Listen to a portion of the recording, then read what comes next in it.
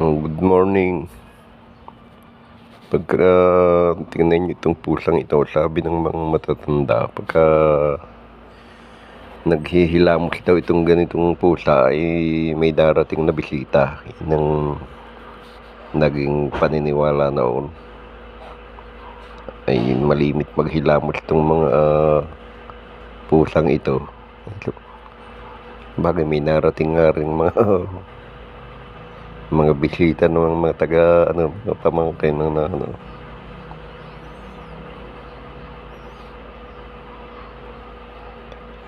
yan lagi abi pusa balibit maghilamos.